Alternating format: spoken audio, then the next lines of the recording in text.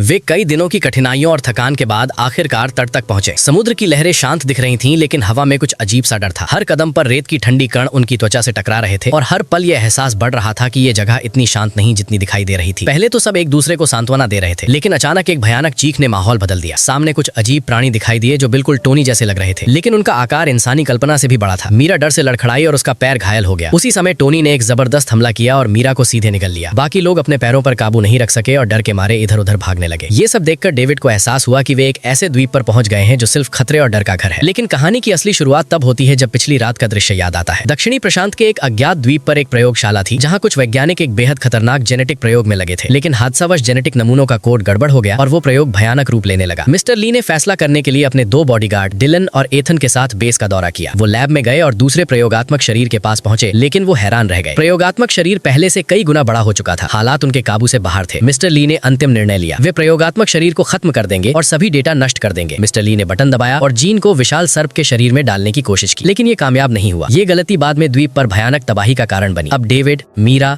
Dylan, Ethan, Melody, Maya, Jason और Henry को इस द्वीप पर जीवित रहने के लिए अपनी हिम्मत और कौशल का सहारा लेना होगा। हर ओर खतरा था। टोनी जैसे विशालकाय प्राणी और द्वीप की रहस्यमयी शक्तियां, क्या वे सभी एक साथ बच पाएंगे या ये द्वीप सिर्फ भयानक कहानियों का घर बन जाएगा? विशाल सर्प ने जोर से हमला करना जारी रखा। वे जल्दी से फायरवॉल शुरू करना पड़े, लेकिन विशाल सर्प लाल झुलस चुका था।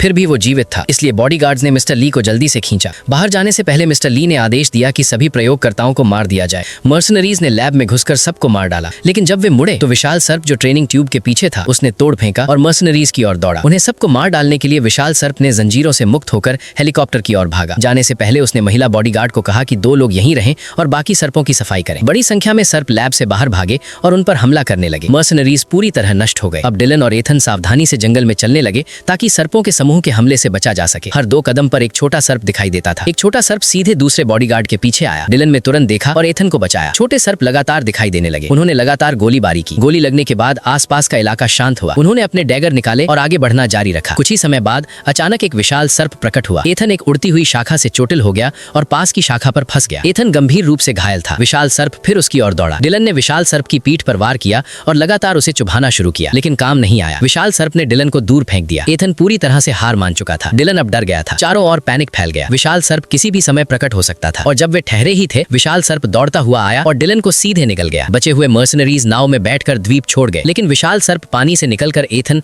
और महिला बॉडीगार्ड मेलोडी को निगल गया। 1 साल बाद दक्षिणी प्रशांत महासागर में एक क्रूज जहाज दिखाई दिया। लोग खुशी खुशी नाच रहे थे और संगीत की धुनों में झूम रहे थे। इसी समय एक व्यक्ति किसी विदेशी का पीछा कर रहा था। विदेशी को इस समूह के बारे में जानकारी देने के लिए मजबूर किया जा रहा था। अचानक क्रूज जहाज हिला और विदेशी फिसल गया। एक महिला सीढ़ियों पर दिखाई दी। वो शर्मिंदगी से सामने आई। वो एक रिपोर्टर थी और उससे पूछा गया कि वो हमेशा तस्वीरें क्यों लेती है। उसने सच बताया, वो भी इस समूह की जांच करना चाहती थी। दूसरे व्यक्ति ने उसे मना किया कि इसमें शामिल ना हो, लेकिन वो पीछा करती रही। एक आदमी नीचे गैरेज में किसी की तस्वीर ले रहा था। अचानक कार में एक चीख गूंजी। आदमी ने गलती से एक सर्प पकड़ लिया। जिज्ञासु आदमी ये देखना चाहता था कि क्या हो रहा है। सर्प ने उसे काट लिया और निगल लिया। कार में मौजूद 3 लोग मारे गए। फिर छोटे सर्प क्रूज जहाज में हर जगह दिखाई दिए। सर्पों का झुंड ऊपर डेक तक चढ़ गया और भीड़ पर हमला करना शुरू कर दिया। रिपोर्टर दूसरे व्यक्ति के पास रही और समूह की जांच करना चाहती रही, लेकिन दूसरा व्यक्ति ऐसा नहीं चाहता था। वो केवल बचना चाहता था और जल्दी से दूर चला गया। इसी समय कुछ लोग चिल्लाए और उनकी तरफ दौड़े। उन्होंने देखा कि वहाँ सर्प है और वो टर्न स्टाइल की ओर भागे। उन्होंने एक बूढ़े आदमी को देखा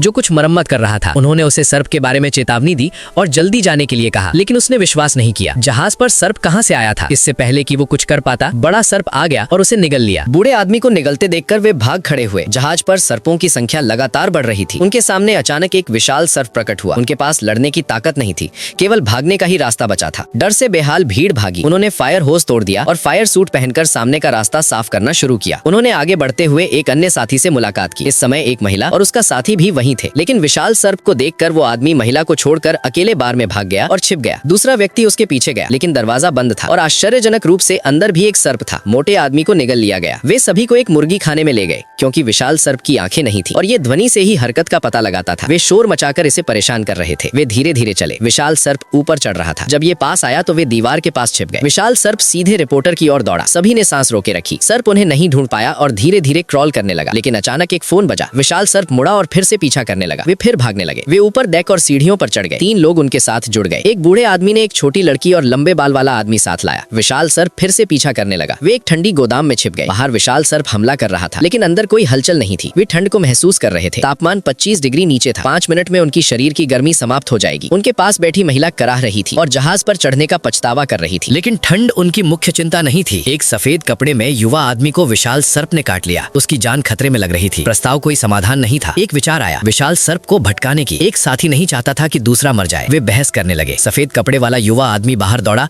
और विशाल सर्प को अलग करने के लिए खुद को बलिदान कर दिया ताकि सब सुरक्षित रह सके। उन्होंने तय किया कि ड्राइविंग रूम जाना होगा। कोई नहीं जानता था कि जहाज कैसे चलाना है। रिपोर्टर खड़ी हुई। उसके पिता पहले कप्तान थे और उसने सिम्युलेटर खोला था। उन्होंने ड्राइविंग रूम में प्रवेश किया। दरवाजा कुल्हाड़ी से खोला गया। रिपोर्टर डैशबोर्ड तक पहुंची। उत्साह बढ़ाने के बाद उसने जहाज चालू किया। ऐसा लगा कि अब वे बच सकते हैं। थोड़ी देर बाद उसने स्कैनर पर एक द्वीप देखा। क्रूज जहाज झूला और केवल विंडशील्ड दिखाई दे रहा था। एक विशाल चीज क्रॉल कर रही थी। उन्होंने फ्लेयर दागा। विशाल सर्प प्रकट हुआ। वे चिल्लाए और भागे। उन्होंने समुद्र में एक लाइफ बोट फेंका। बाकी सभी उस पर निकल गए। एक ही रहा जो सर्प से लड़ने के लिए रुका। क्रूज जहाज में पेट्रोल डाला गया और फ्लेयर दागा। जहाज और विशाल सर्प दोनों फट गए। सबने देखा और सोचा कि वो व्यक्ति मर गया होगा, लेकिन वो बच गया और तट पर पहुंचकर दूसरे द्वीप पर पहुंचे। उन्होंने विशाल टोनी से सामना किया। घायल ड्रैगन पहले ही निगले जा चुके थे। सभी भाग खड़े हुए। वे हथियारों और वायरलेस पावर सप्लाई वाला एक शिविर खोज निकाला। उन्होंने योजना बनाई कि उच्च मैदान तक जाएं और हथियार इकट्ठा करें। सावधानी से आगे बढ़ते हुए एक ड्रैगन पानी पी रहा था। अचानक एक कांटा एक आदमी के सीने में चला गया। ये एक विशाल मकड़ी का पैर था। उन्होंने मकड़ी पर गोली चलाई। छोटी लड़की घायल हो गई। बूढ़ी आदमी ने उसे बचाने की कोशिश की, लेकिन वो मारा गया। 1 साल बाद